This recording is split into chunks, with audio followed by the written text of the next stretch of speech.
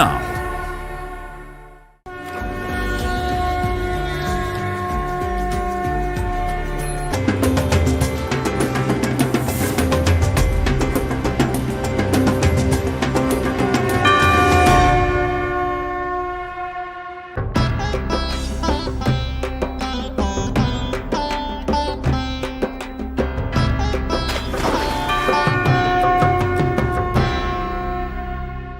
महाकुंभ के महामंत्र में आपका स्वागत है। अभी 2-1 दिन पहले हमने आपको प्रयाग के अष्ट नायकों में से 4 नायकों के बारे में बताया था। 4 नायक शेष रहे थे। आज उन 4 नायकों की चर्चा करते हैं। ये प्रयाग के वो 4 नायक हैं।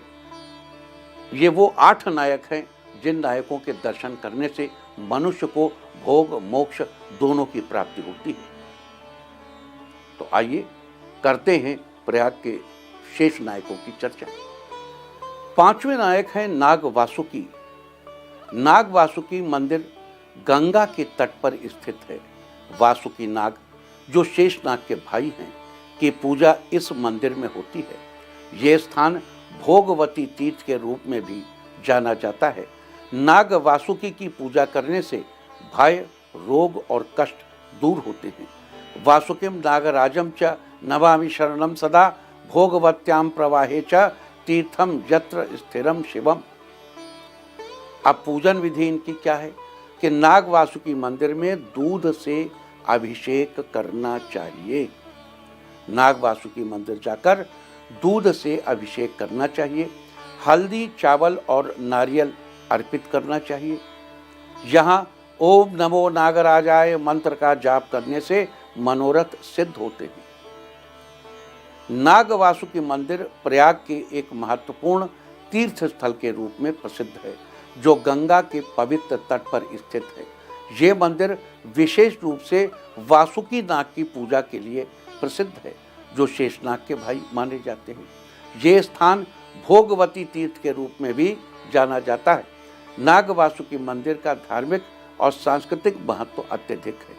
ये अपने भक्तों को भय रोग और कष्ट से मुक्ति दिलाने के लिए एक अत्यंत महत्वपूर्ण स्थल माना जाता है।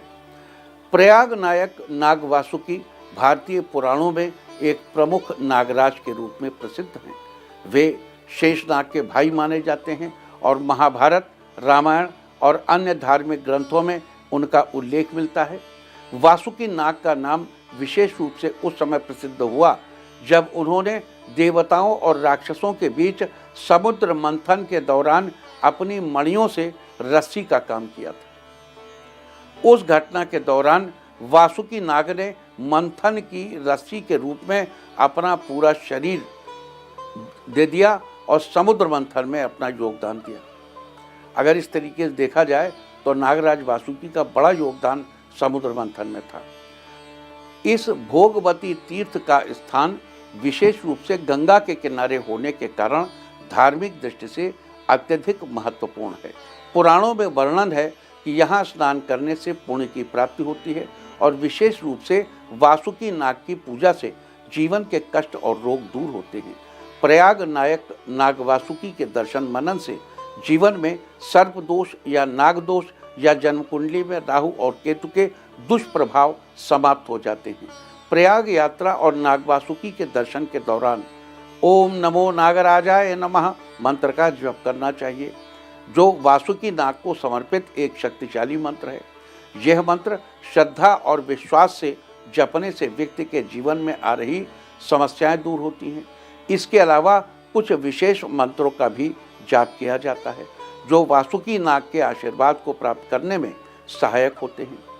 पूजा का प्रमुख उद्देश्य जीवन में समृद्धि और शांति को प्राप्त करना होता है। और अब हम बात करेंगे छठे नायक यानी अक्षय वट की। प्रयाग नायक अक्षय वट संगम के पास स्थित एक प्राचीन बरगद का वृक्ष है जिसे प्रलय काल में भी नष्ट न होने वाला माना गया है। ब्रह्मा विष्णु और महेश ने यहाँ यज्ञ किया था। अक्षय वट के दर्शन और पूजन से अक्षय पुण्य की प्राप्ति होती है। अक्षय वृक्षम नमस्यामि यत्र पुण्यम प्रवर्तते प्रलयम नाशयत्येव अक्षयः सततम वटः। किसी भी दिवस प्रयाग की यात्रा करें तो अक्षय वट के नीचे दीप जरूर जलाएं, वृक्ष की परिक्रमा करें और यज्ञ करें। तीर्थ नायक प्रयाग के बारे में कहा जाता है कि ये सनातन है, प्रलय में भी इनका क्षय नहीं होता है। यहाँ ब्रह्मा, विष्णु और महेश शिव ने यज्ञ किया था और ये स्थान अक्षय पुण्य की प्राप्ति के लिए प्रसिद्ध है। अक्षय का अर्थ है नष्ट न होने वाला और वट का अर्थ है वृक्ष, इसलिए अक्षय वट का शाब्दिक अर्थ है वह वृक्ष जो कभी नष्ट नहीं होता। यह वृक्ष प्रयाग के संगम के पास स्थित है। यहाँ गंगा, यमुना और सरस्वती नदियों का संगम होता है। शास्त्रों में प्रयाग के नायक अक्षयवट का विशिष्ट उल्लेख है। विष्णु पुराण में अक्षयवट का उल्लेख पवित्र और शक्तिशाली स्थान के रूप में किया गया है। यहाँ पर बताया गया है कि ब्रह्मा, विष्णु और महेश ने इस स्थल पर यज्ञ किया था और इस स्थान को पुण्य की प्राप्ति के लिए आदर्श माना गया है। स्कंद पुराण में भी अक्षयवट का विशेष महत्व है, जहाँ इसे अक्षय पुण्य का स्रोत माना गया है। इसके दर्शन और पूजन से व्यक्ति को असीम पुण्य की प्राप्ति होती है। इसके दर्शन करने से मनुष्य की आत्मा के समस्त पापों का नाश होता है। रामायण में भी अक्षयवट के महत्व का वर्णन किया गया है, जहाँ पर इस स्थान को भगवान राम और उनके अनुयायी भी पवित्र मानते थे। यहाँ पर धर्म, आस्था और पुण्य की प्राप्ति का विशेष स्थान है। महाभारत में भी अक्षयवट के महत्व का उल्लेख मिलता है, जहाँ इसे धर्म की स्थिरता और आशीर्वाद का प्रतीक माना गया है। अक्षयवट के दर्शन और पूजन से अक्षय पुण्य की प्राप्ति होती है और यह व्यक्ति के जीवन में धर्म, समृद्धि और शांति का कारण बनता है। प्रयाग के इस नायक अक्षयवट के दर्शन और पूजन के दौरान कुछ विशेष विधियां और मंत्रों का जप किया जाता है। इस पूजा का उद्देश्य व्यक्ति के जीवन में शांति, समृद्धि और भौतिक तथा आध्यात्मिक उन्नति को प्राप्त करना होता है। अक्षयवट की पूजा के दौरान दुग्ध से अभिषेक और पुष्पों से वृक्ष को सजाया जाना ये विशेष कार्य है, यानी दूध से इस वृक्ष का अभिषेक करना चाहिए और फूलों से इसे सजाना चाहिए। अक्षयवट शाश्वत आध्यात्म और धर्म की निरंतरता का प्रतीक है। कुंभ के अन्य नायकों में एक हैं सप्तम नायक हैं भगवान शेष। तीर्थराज प्रयाग के सप्तम नायक शेष भगवान का धार्मिक, सांस्कृतिक और आध्यात्मिक दृष्टि से अत्यंत महत्व है। शेषनाग जो भगवान विष्णु के शयन स्थल के रूप में प्रसिद्ध हैं, उनकी पूजा का विशेष महत्व है। माना जाता है कि शेषनाग के फन पर पृथ्वी टिकी हुई है और इस मान्यता ने इस स्थान की महिमा को और भी बढ़ा दिया है। प्रयाग के संगम क्षेत्र में स्थित शेष भगवान का पूजन न केवल आध्यात्मिक शांति और स्थिरता प्रदान करता है, बल्कि ये संतुलन और समृद्धि का भी प्रतीक माना जाता है। शेष भगवान के दर्शन से जीवन में स्थिरता और मानसिक शांति की प्राप्ति होती है। शेष भगवान का शास्त्रों में उल्लेख बड़ा महत्वपूर्ण है। शेषनाग के बारे में कहा जाता है कि वे भगवान विष्णु के सहायक के रूप में कार्य करते हैं और भगवान के शयन यानी आश्रय का मुख्य आधार होते हैं। शास्त्रों में ये बताया गया है कि शेषनाग के फन पर पृथ्वी स्थित है और ये प्रतीत है कि इस धरती का संतुलन शेषनाग के संरक्षण में बना हुआ है। ये मान्यता है कि तीर्थराज प्रयाग के सप्तम नायक शेष भगवान के पवित्र स्थान को और भी अधिक महत्व देती है। शेष भगवान का शास्त्रों में अत्यधिक महत्व है और वे न केवल पृथ्वी के संतुलन के प्रतीक हैं, बल्कि उनका संबंध धर्म, योग और संतुलन से भी है। तीर्थराज प्रयाग के सप्तम नायक शेष भगवान का उल्लेख त्रेता युग में भी किया गया है। त्रेता युग में भगवान लक्ष्मण ने शेषनाग के रूप में अवतार लिया था। लक्ष्मण जी का शेषनाग के रूप में अवतार लेना उस समय की आस्था और विश्वासों को पुष्ट करता है।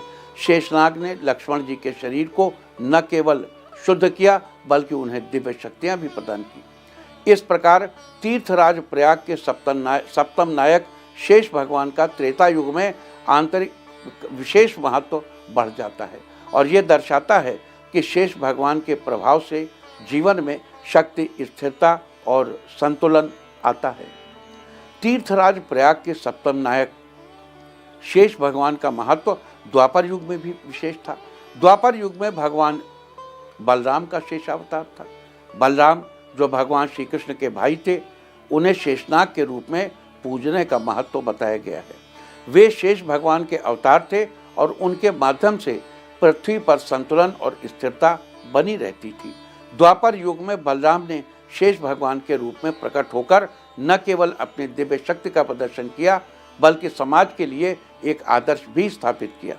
शेष भगवान के रूप में बलराम का अवतार जीवन में सत्य, धर्म और संतुलन के महत्वपूर्ण सिद्धांतों का पालन करने का संदेश देता है। तीर्थराज प्रयाग के सप्तम नायक और शेष भगवान की कृपा और उनके आशीर्वाद से हर व्यक्ति अपने जीवन में मानसिक शांति, स्थिरता और भौतिक संतुलन प्राप्त करता है। तीर्थराज प्रयाग के सप्तम नायक शेष भगवान की पूजा विधि अत्यधिक सरल और प्रभावशाली मानी जाती है। प्रयाग या संगम स्नान के बाद तीर्थनायक शेष भगवान के दर्शन पूजन से तिजोरी हमेशा भरी रहती है। व्यापार व्यवसाय करने वालों, उद्योग धंधा चलाने वालों और शेयर मार्केट से जुड़े लोगों को प्रयाग नायक शेष भगवान का दर्शन पूजन अवश्य करना चाहिए। तीर्थनायक शेष भगवान को विशेष रूप से नारियल, पुष्प और फल अर्पित किए जाते हैं। ये भेंटें उनके आशीर्वाद और संतुलन को साकार करती हैं। शेष भगवान का मंत्र जाप है। पूजा के दौरान भक्त ओम शेषनागाय नमः मंत्र का जाप करते हैं, जो शेष भगवान के आशीर्वाद को प्राप्त करने का एक मुख्य साधन है। दीपदान और आहुति देना इस पूजा में आवश्यक होते हैं। ये प्रतीक है कि भक्त अपनी आस्थाओं और विश्वासों को शेष भगवान के प्रति अर्पित कर रहे हैं। और आठवें नायक है तीर्थराज प्रयाग। प्रयागराज को तीर्थों का राजा कहा गया है। प्रयाग स्वयं तीर्थनायक हैं। पुराणों में वर्णित है कि ये स्थान सप्तपुरियों का स्वामी है। प्रयागराज के दर्शन और पूजन से सभी तीर्थों के समान पुण्य फल की प्राप्ति होती है। तीर्थराजम नमस्यामि सप्तपुर्याधिपम प्रभुम मुक्तिदम सर्वतीर्थेषु प्रयागम पुण्यमुत्तमम। अर्थात तीर्थराज प्रयाग के संगम पर स्नान करें, तीनों देवों का आह्वान करते हुए दीपदान करें और ओम तीर्थराजाय नमः मंत्र का जाप करें। तीर्थराज प्रयाग के अष्टम नायक प्रयाग का उल्लेख भारतीय शास्त्रों में एक अद्वितीय और महत्वपूर्ण स्थान रखता है। प्रयाग, जो कि गंगा, यमुना और सरस्वती नदियों के संगम स्थल के रूप में प्रसिद्ध है, भारतीय संस्कृति, धर्म और आध्यात्मिकता का महत्वपूर्ण केंद्र है। प्रयाग को तीर्थराज का सम्मान प्राप्त है, जिसका अर्थ है तीर्थों का राजा, और इसे अष्टम नायक के रूप में पूजा जाता है। शास्त्रों में प्रयाग की महिमा का बखान किया गया है और इसे दुनिया के सर्वश्रेष्ठ तीर्थ स्थलों में से एक माना गया है। यहाँ के पवित्र संगम में स्नान करने से मनुष्य के समस्त पाप समाप्त हो और उसे पुण्य की प्राप्ति होती है। शास्त्रों में प्रयाग का वर्णन भगवान विष्णु, भगवान शिव और अन्य देवताओं के विशेष स्थलों के रूप में किया गया है। प्रयाग स्वयं तीर्थनायक हैं। इसका वर्णन विष्णु पुराण, स्कंद पुराण, महाभारत, रामायण और अन्य धार्मिक ग्रंथों में विस्तृत रूप से किया गया है। प्रत्येक शास्त्र में प्रयाग की धार्मिक और आध्यात्मिक महिमा को महत्व दिया गया है। विष्णु पुराण में प्रयाग को धर्म, पुण्य और मोक्ष की प्राप्ति का प्रमुख स्थल बताया गया है। यहाँ पर स्नान करने से व्यक्ति के समस्त पापों का नाश हो जाता है और वो स्वर्ग का अधिकारी बनता है। यत्र यत्र गंगा यमुना संयुतम त्रिवेणी संप्रवर्तते तत्र स्नात्वा पुनरादित्यम प्राप्नोति परमं सुखम। अर्थात जहाँ गंगा और यमुना जी का संगम होता है, वहाँ स्नान करने से मनुष्य को परम सुख की प्राप्ति होती है। यह श्लोक इस बात का प्रमाण है कि प्रयाग में स्नान करने से धर्म और पुण्य की प्राप्ति होती है। स्कंद पुराण में प्रयाग को तीर्थराज के रूप में पूजा गया है। इसे सर्वश्रेष्ठ तीर्थस्थल माना गया है और यहाँ पर विशेष रूप से महाशिवरात्रि और कुंभ मेले के अवसर पर भक्तों का जमावड़ा होता है। स्कंद पुराण में प्रयाग के महत्व को इस तरह कहा गया है। तीर्थराज प्रयागम नित्यम पावनम पुण्यदायकम यत्र स्नानम महात्मानम मोक्षम प्राप्नोति मानवः। इस श्लोक का अर्थ है तीर्थराज प्रयाग वह स्थान है जहाँ स्नान करने से मोक्ष की प्राप्ति होती है और मनुष्य को पुण्य और शुद्धता मिलती है। महाभारत के भी कुछ श्लोकों में प्रयाग का उल्लेख किया गया है, जहाँ इसे धर्म, यज्ञ और पुण्य अर्जन का प्रमुख स्थान माना गया है। महाभारत में युधिष्ठिर और उनके भाइयों का प्रयाग में स्नान करने का उल्लेख है, जिससे उनकी आत्मा शुद्ध हुई और उन्हें यमराज से छुटकारा मिला। प्रयागे पुण्य कर्माणि सर्व पाप विनाशिनी तत्र स्नानम महापुण्यम सर्वसिद्धिकरम स्मृतम। अर्थात प्रयाग में स्नान करने से सभी पापों का नाश होता है और यह स्नान व्यक्ति को सिद्धि और धर्म की प्राप्ति देता है। प्रयाग के अष्टम नायक यानी प्रयाग की पूजा के दौरान जिन मंत्रों और श्लोकों का जाप किया जाता है वो सब शास्त्रों में उल्लिखित हैं। सबसे सरल मंत्र है ओम प्रयाग तीर्थराजाय नमः, ओम प्रयाग तीर्थराजाय नमः, जिससे पुण्य और मोक्ष की प्राप्ति होती है। यह मंत्र श्रद्धालुओं को धार्मिक शांति और संतुलन प्रदान करता है। इसके जाप से व्यक्ति को पुण्य की प्राप्ति होती है और वो अपने पापों से मुक्त होता है। प्रयागराज के अष्टनायकों की महिमा ने इस स्थान को मात्र एक तीर्थ स्थल से कहीं अधिक बना दिया है। यहाँ के तीर्थ स्थल और उनके साथ जुड़ी पवित्र कथाएं हमें न केवल आध्यात्मिक शांति प्रदान करती हैं, बल्कि हमें जीवन के सच्चे उद्देश्य की ओर भी मार्गदर्शन हमारा करती हैं। इन अष्टनायकों का दर्शन और पूजन हमें मोक्ष की ओर एक कदम और बढ़ाता है।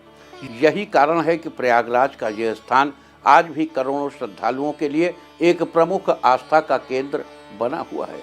बोलिए प्रयागराजाय नमः। हर हर गंगे, हर हर गंगे, हरि हरि गंगे, हरि हरि गंगे। बोलो सनातन धर्म की जय।